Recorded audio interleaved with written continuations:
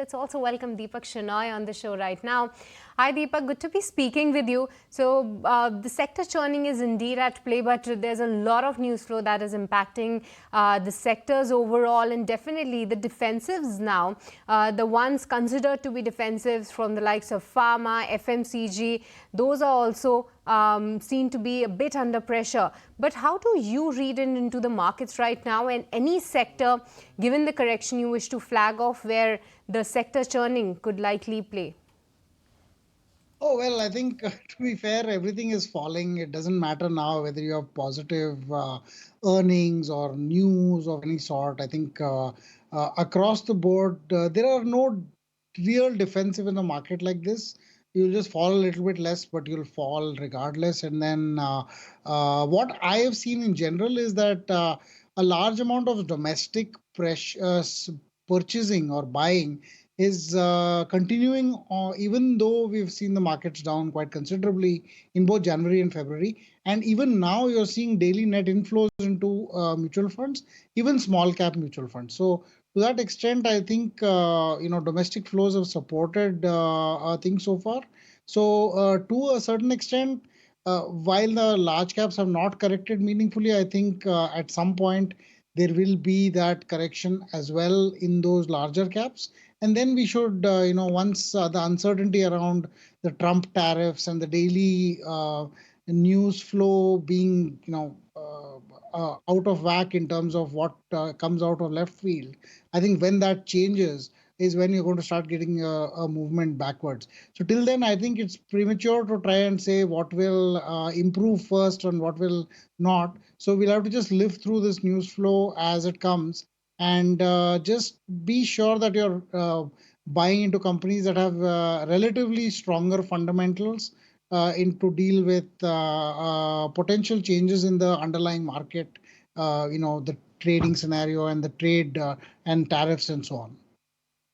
Deepak, I think the bigger question everyone's trying to answer now is that, while yes, when it comes to your momentum portfolio, the time to sell is long gone. And I think, one is handling whatever one can handle. But it's more about the question of one's core portfolio, where you're in the money, but you want to know whether you need to protect capital and even sell out of those names, or at least partially take the profits off. That's, it's an interesting question, Aisha. I was asked over the weekend also about whether you should do this. I think here's the thing.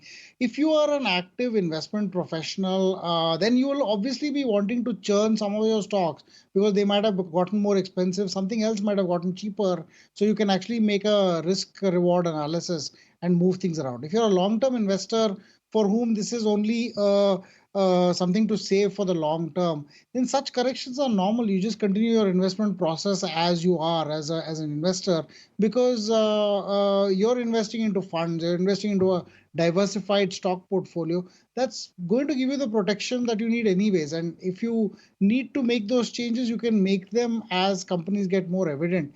It doesn't have to be like right now. What I feel right now is a lot of decisions are being made on panic selling or some sort, or panic buying also in certain other cases.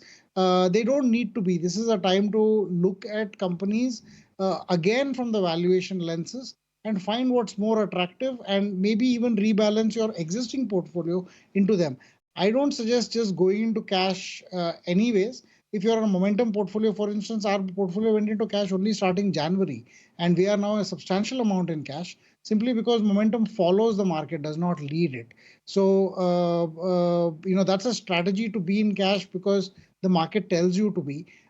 Personally, I think, it's a good time to start investing, building positions regardless. I think in the long term, you will find some of these stocks do much, much better from here. And it's our job as investors to kind of find those stocks and at least build a diversified portfolio of enough of them that will give you a few big winners in the long term. But this is a very broken record. I could say this anytime, whether markets were going up or low, and it would still be valid. So in that sense, not much of a change from an investment philosophy perspective. Absolutely. But, Deepak, one is now wondering whether those winners should be at least, protected, and should you be taking chips off from there also or not. But anyway, Let's talk about what's happening within the IT pack and some alarming news coming in now. We understand that in a latest development amid furor over Infosys sacking over 700 employees, sources are telling ET now that the company has now postponed their assessments of employees indefinitely. Sumita Karir, my colleague, joins in with more details on what she's picking up. Sumita, what exactly are you picking up and why this delay in the appraisal cycle? So, Aisha, this is essentially about the postponement of employee assessments, which basically means that this was the third round of assessments that Infosys was taking.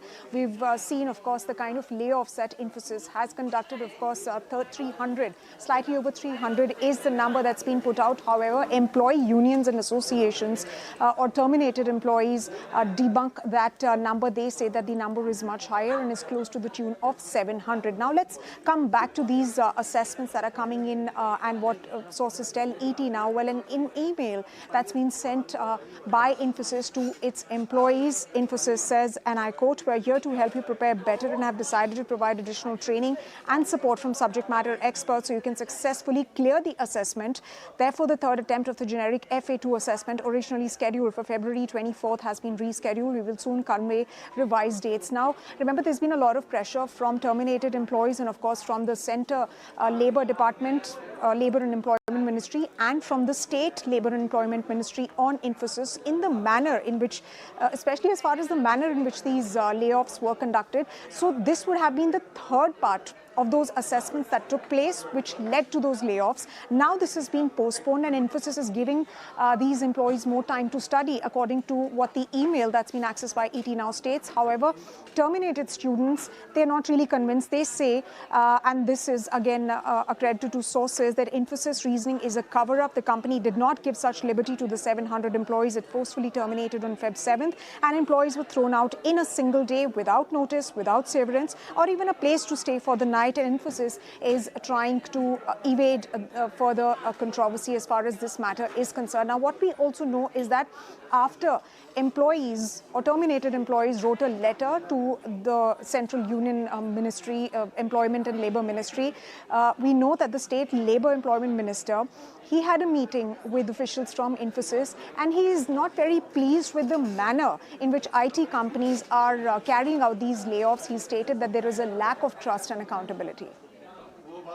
We'll leave it at that. So that's very important news coming in, that Infosys has actually postponed their employee assessments indefinitely, and this comes just on the heels of over 700 employees that they let go of.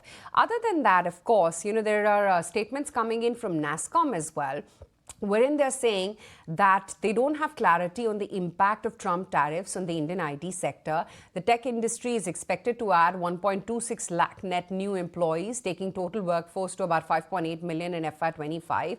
And they continue to say that the biggest unknown will be the tariffs, and the industry is dependent on US. While having said that, they are expecting the tech sector to grow 5.1% in FY25 to about $282.6 billion. And they're expecting the revenues to cross $300 billion by FY26. But I think, Deepak, in the interim, as NASSCOM themselves are saying, it's going to be quite a bit of sort of dark hole, if you will, when it comes to IT. And I think would be best to steer clear. What's your thought?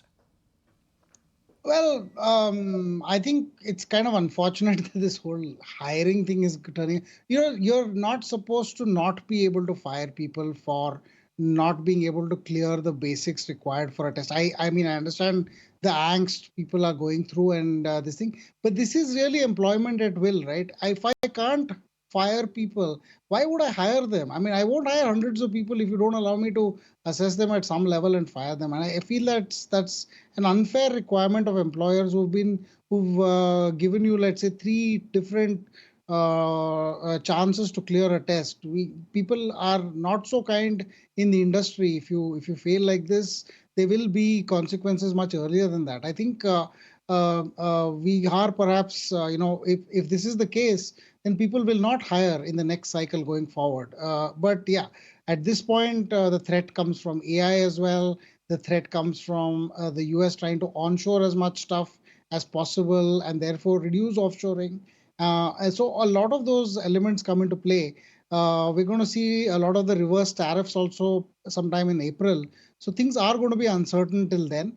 Even American companies are going to be unwilling to make any major investments in growth going forward until they feel the impact of whatever tariffs are going to come, the impact on the US economy, on growth, on consumption, and inflation also, of course. So I think this quarter will have to kind of sit out pretty much. If you're invested in IT, you're going to have to wait for the news cycle to be less uncertain in that context. Makes sense. That's that on Infi, and of course the IT sector, which is really getting clobbered today, as has been the case past many days now. Infi down 3%, TCS 2.5%, HCL, Wipro, all of them down, LTTS, LTIM. Actually, I can't pinpoint a single IT name which is holding out or not selling in excess of 2% today.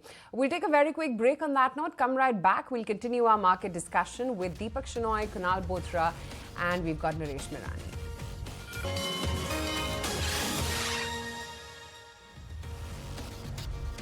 To closing trades on ET now and taking a look at the markets. No substantial recovery from the day's lowest point and still struggling to go above that 22,600 mark. But select auto names as well as select pharma names are doing pretty well in today's trading session. So let's connect with Naresh as well. And Naresh, help us with your reading on the markets, because every day the clear question is that are we hopeful for a recovery? But indeed, there's a bit of a sector churning that is underway. Any sector you wish to flag off at the start that that is looking attractive to you at this point in time and could be in for some bit of a recovery from these levels? So that could be auto names, because those names have corrected and trying to make a base and relative strength. And on the other hand, there is IT, which is trying to make a fresh breakdown. And a lot of teams in the IT pack are actually making a breakdown move. The select auto names are doing well. But Naresh, within the auto pack, we have stocks like M&M, Aisha, even TVS for a matter doing well today. So between these names which are at least making it to the top F&O gainers, any particular stock that you wish to flag off? Continue to look at Mahindra and Mahindra, which has seen a correction and come back. And then maybe on further declines, Hero MotoCorp and Bajaj Auto, they've slowly drifted 30% from the top and could be forming a base going forward. So base formation could be underway for stocks like Hero MotoCorp as well as Bajaj Auto, which indeed have seen a good correction from those higher levels. But M&M is definitely ruling it from the front, almost over 1% gain right now in this weak sort of a market. But moving on to the brokerage takes on the market then, because from January to February, what has changed? The stance has turned from bearish to bullish. Sharad is here to tell us what some of the brokerages houses are saying right now. Take it away, Sharad.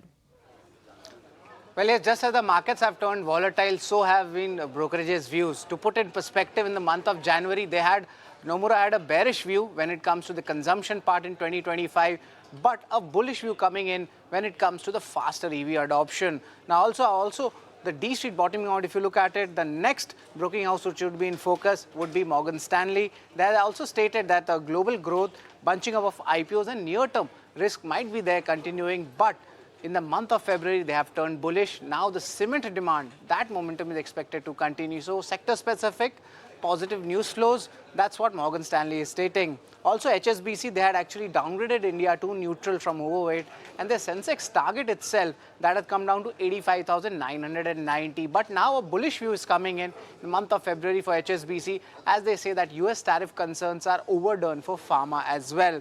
Also, looking at Macquarie, they had stated that there is a challenge in the EPS estimates coming in, but overall, you could say that there's a roughly 18 to 19% of EPS going up. Now, also the D Street bottoming out, 4 important broking houses. Jefferies are expecting a short-term bounce, and interestingly, they have also stated that overall the conviction, especially in the lower value stocks, is strong. CLSA better than expected Q3 numbers, but notable EPS cuts coming in for Goldman Sachs. Interesting report that stated that the tide is turning for the QSR players. Citi also, they have come out, they have actually upgraded India to overweight from neutral, and the target is set at 26,000. Jeffries also mentioned that the Nifty valuations are at the 1-year forward PE, and CLSA did mention that the PBT growth for urban plays has turned positive.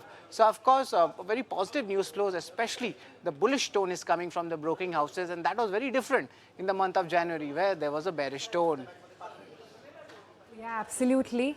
Brokerage is already handing out their buy list right now. Deepak, what's yours looking like if you feel the time has come to buy? You can never time the bottom. So whether this is the bottom or the bottom is 30% more away, no idea. I don't want to predict that. But what I can tell you is that in general, if I were looking at opportunities on the fundamental side, this is a market that has more opportunities available.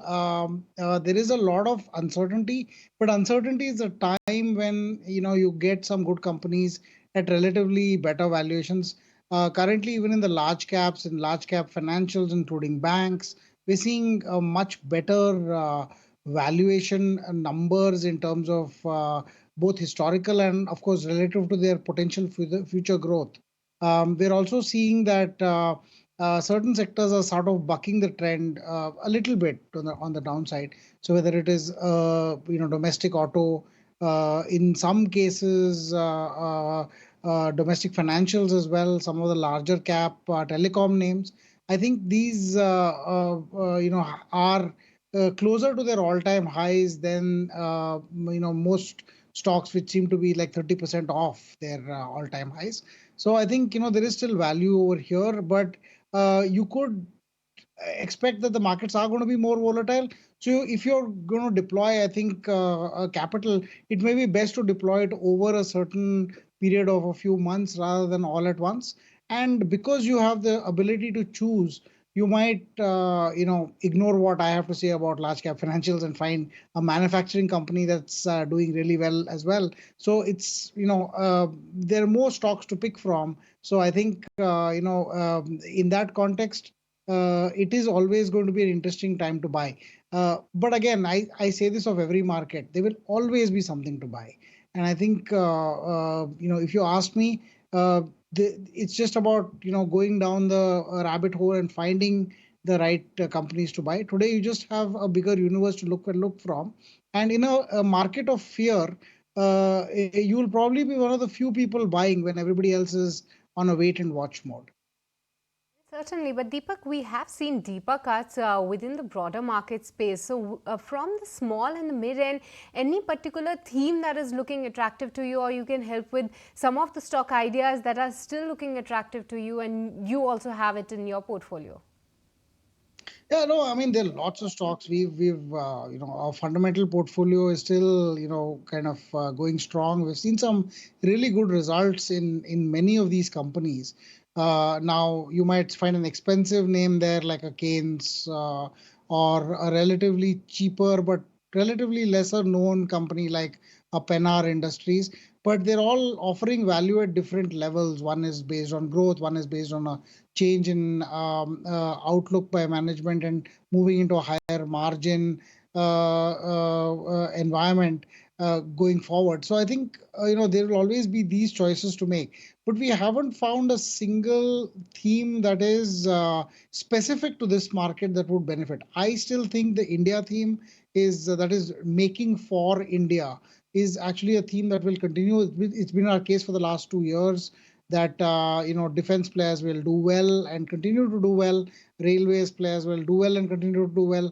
Domestic manufacturing companies focused on domestic consumption and are available at a lower, a reasonable price, and domestic infrastructure players. I think those themes continue to be of interest to us. But nothing's come to me in this market as saying, okay, this particular theme now is looking more attractive. It's still going to be these broad themes that we're looking at and specific companies which seem to be able to shine, whether as India continues to financialize, as India continues to promote domestic manufacturing, domestic production itself, I think a lot more opportunities are to be had. So I don't have one theme, but I think the older themes continue to be attractive. The macro actually looks even more attractive today than it did 6 months ago. All right. Yes, indeed, Deepak. Everybody has been calling it out a bottom, but let's see how much more weight we have to and how much more patience we have to hold for those times to come. But with this, we'll let you go on that. Really appreciate you taking the time out and speaking with us this afternoon.